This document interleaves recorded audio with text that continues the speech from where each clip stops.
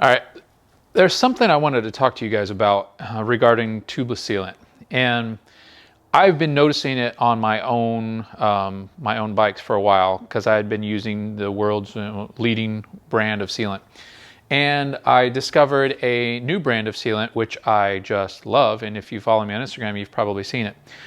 But what I want to talk about is this weeping of sealant through the tire walls. And in fact, if you zoomed in, you could even see around the edges of the rim that there's stuff just bubbling out of it, just sitting here. And I don't know why. So what I did is I took the leading brand sealant, put it in this tire, and I took my new favorite sealant from Milkent, and I put it in the front tire. And I'm going to show you the difference between the two tires. I put the sealant in both tires at the same time, and I haven't put any more in since. So I'm just letting everything happen. Whatever happens to their sealant happens. If it breaks down and turns into this brown, smelly, milky stuff that weeps through your tires, so be it. If it doesn't, great. I'll show you the results right now. Before looking on the inside of the tires, we'll have a look on the outside. This tire you're looking at was sealed with Milkit. You can see the sidewall looks good. It's clean and free of anything sticking to it. Same with the rims, nice and clean. Then we have this tire, which was filled with a sealant from the other guy. This was so much nastier in person than it appears on camera. And I should note that these tires are the same make and model. They were both new and mounted to new rims, and it was all done at the same time. The difference is, one was sealed with Milkit, and the other one with that other guy's sealant. And the outside of this rear tire was just so gross. It's been weeping for a while, but even before this video was done. Just to be thorough, here's a look at the drive side of the tires too. The back is just as nasty and the front is just as clean. Say hi to Buster. Once I wiped down the rear tire in a spot, you can really see how gross it was. It's dirt, sealant juice, whatever. I don't know what it is. It's just caked onto the sidewall, the rim and the tire. Okay, now let's have a look at the inside of this rear tire, and I'll spare you the dismount process. But once I get the tire turned inside out, you can see the little and not so little sealant boogers that litter the inside of this tire. I get the ones in the center, maybe they were punctures, and maybe that's what happens when this brand of sealant fills the holes. But check out the sidewalls of the tire, it's almost lined with those same boogers, and man, this thing stinks. You're lucky this isn't smell-o-vision.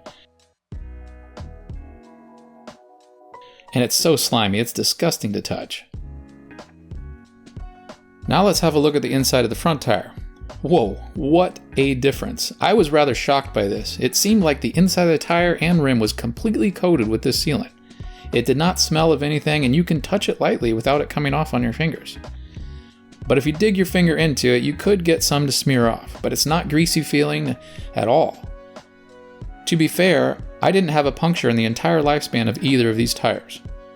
But one was much nicer to replace than the other, and I didn't have to detox the outside of my front wheel either. There are multiple ways people mount tires and add sealant. This is how I like to do it. I start with a clean tire and a clean wheel. They can be used, the tire and the wheel, but the cleaner the better. I mount the tire to the rim, replace the valve core, and inflate the tires to make sure the bead is set. I personally put the valve core in before setting the bead because I like to see if the bead is holding air well or if there's a big leak, maybe from a clump of sealant that I didn't clean well enough. Since this one's holding air, I remove the valve core, and then I put my Milkit tubeless conversion kit into use. By dipping the end of the syringe tube into the sealant with the plunger all the way in, you can draw the sealant out with the syringe, 2 ounces at a time.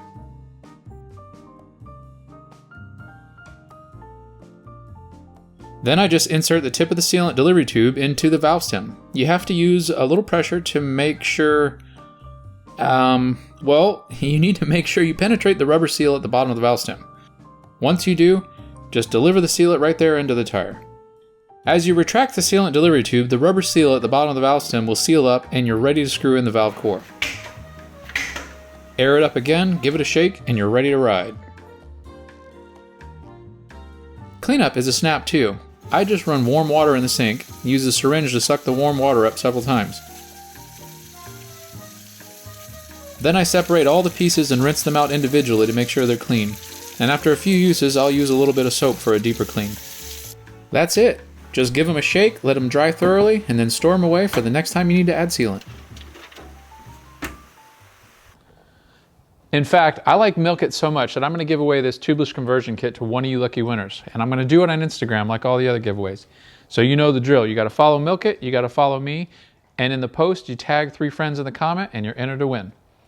And let me show you what's in this thing. The first thing you have in this tubeless conversion kit is the sealant delivery syringe.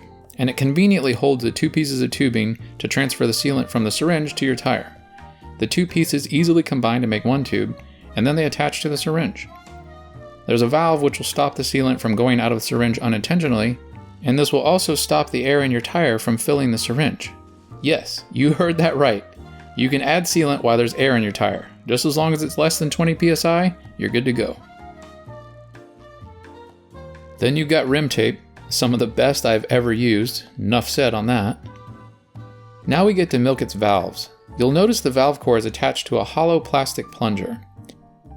When you open the valve core to put air in the tire, either with your finger or when the air chuck is applied to the valve stem, it pushes the extended valve core through a sealed portion of the valve stem to let air enter. It's pretty slick.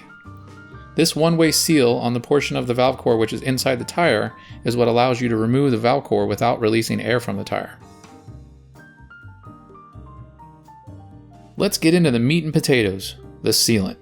This kit comes with 8 ounces of sealant, 4 ounces per tire. And the first thing you'll notice when using Milk It is that it's thicker than most sealants. One of the benefits of this means there's no need to shake it before using. And here are some other benefits. It stays viable on your shelf for years.